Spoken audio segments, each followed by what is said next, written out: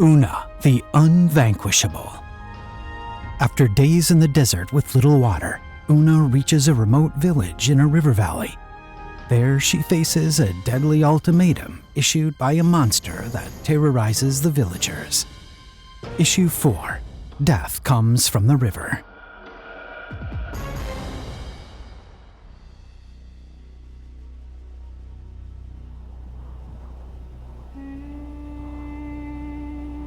Oona took one last swig from her flask.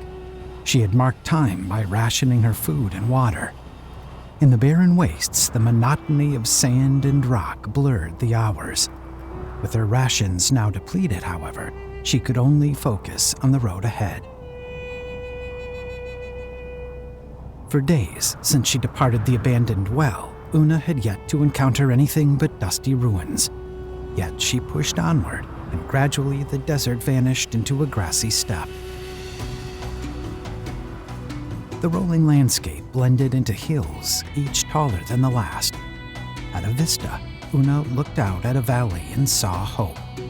A winding river and a small, walled village.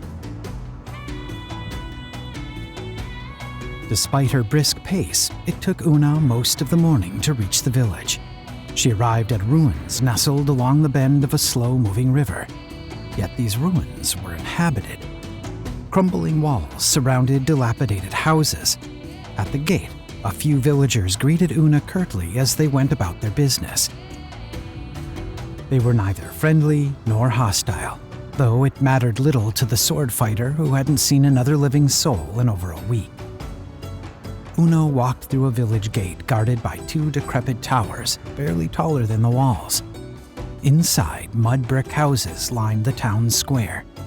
Opposite the gate, a stone-built palace sat at the head of the square, like a broken crown. Its monumental staircase, cracked and crumbling, led to a facade filled with fallen pillars and crushed caryatids. Surrounding it lay potsherds and shattered furniture, gutted from the building. Though seemingly derelict, there was something threatening about the palace. Oona walked to a trough to wash her feet, but stopped when she noticed a curious pile of rubbish. Weapons, broken and discarded, lay in a heap. Picking up a spear to inspect it, she heard a small voice. "Are you here to kill Za?" The sword fighter turned to find a young girl. She spoke a dialect of Amrik, one common among the peoples of the Karzan Desert. Though Oona knew the language, the question confused her. "The monster. The girl continued. Are you here to vanquish him?" The girl introduced herself as Renine, and she led Oona through winding streets and alleys that cut through the surprisingly complex mud-built town. They reached an old building and climbed atop its flat roof, where they had a view of the palace. "He came from the river," the girl explained, pointing at the waters. Below, the riverbank overlapped the edge of an open-air court inside the palace. Oona studied the layout and was about to ask questions when she noticed something stirring in the waters. "Is that a hippopotamus?" Oona queried as she watched the creature emerge from the river. She had only seen them in drawings. "He's bigger than any hippo ever seen around here, Renine answered. and he walks like a man." The monstrous hippo-headed creature was almost twice Oona's height. His arms and legs were thick like tree trunks. An amulet hung from a chain around his neck. Against his dull gray hide, the shine of the silver ornaments seemed radiant. "He calls himself Za, The girl continued. and he demands that we worship him." Za wrapped a tunic around his waist and laid in the courtyard to sun himself. He spoke without looking up. "I see you, girl." "Curse you!" Renine shouted defiantly from the rooftop before Oona pulled her back. Their acrimonious exchange was interrupted by nearby sounds. The other end of the roof overlooked the town square. There, Oona saw a group of 4 men dismounting their horses. Villagers ran to take shelter as the men unpacked their weapons. 3 were archers, yet only 2 wore archers' gear. The 3rd was oddly dressed, adorned with brightly colored clothing. The archers split up, heading to opposite sides of the square. Near the gate towers, the remaining man stood facing the palace. He wore a long purple cape and was ruggedly handsome, with a scar across his face that was visible even from a distance. People of Nahura, He spoke loudly with an authority that seemed more borrowed than earned. pay heed my intentions. By the decree of Zavros, the Magnificent, who rules the 4 winds and is the blessed sovereign of this realm, He continued in his heavily accented Amrik. I, Galthar the Valiant, have come to take this palace and claim governorship. I will stake my claim by killing the monster known as Za.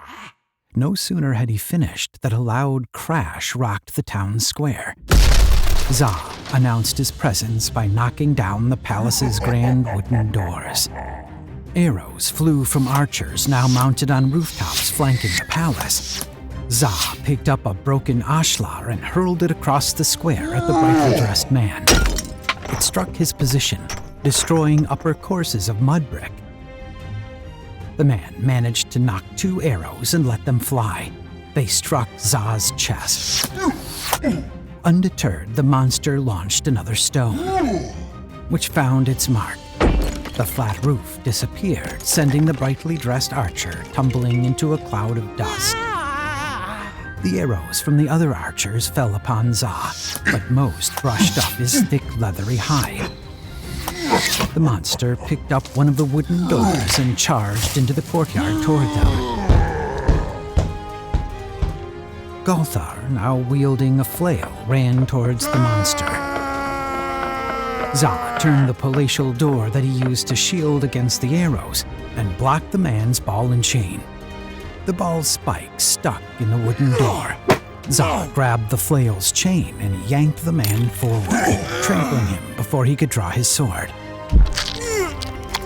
More arrows pierced Za's shoulders.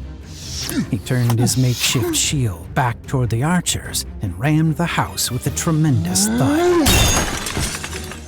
The monster pounded its mud brick walls with his fists, collapsing the entire front side. One of the men picked himself up from the wreckage, but was struck dead by Za's tremendous fist. Za hunted through the debris, finding the second archer. His massive feet crushed the man where he lay. On the other side of the square, the brightly dressed man had extracted himself from the collapsed mud brick. The sole remaining fighter had attempted to flee, but failed to escape Za's attention. The monster strode toward the limping figure. Don't look! Oona urged Ranin.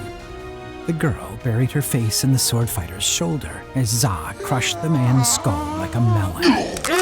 The fight concluded. Za stood in the center of the square, pulling bloodied arrows from his skin like one would pluck thorns stuck from a rose bush. He always kills them. Ranin whispered, her voice quivering. The last ones came by boat, but they never made it to shore. She was interrupted by Za's booming voice. I grow tired of these acts of defiance. Za yelled for all to hear. Oh, Nuhara, am I not better than any governor? I am your god. You will learn to obey me.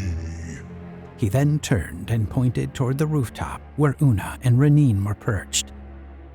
The young girl and that woman aided those men.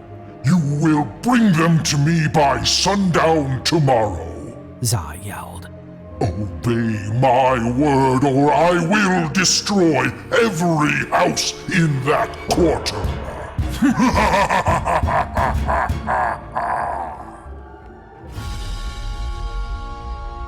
To be continued in Issue 5, A Village Against.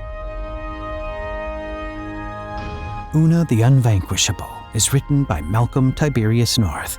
Voice performance, production, and sound design by Brad Gerhowski, and originally appeared in Scribe and Sigil, a free online zine celebrating pulp fantasy fiction. For more from Malcolm North, visit malcolmnorth.com. And for Brad Gerhowski, visit thevoiceofbrad.com. Scribe and Sigil can be found at scribe-and-sigil.com. Copyright 2026, all rights reserved.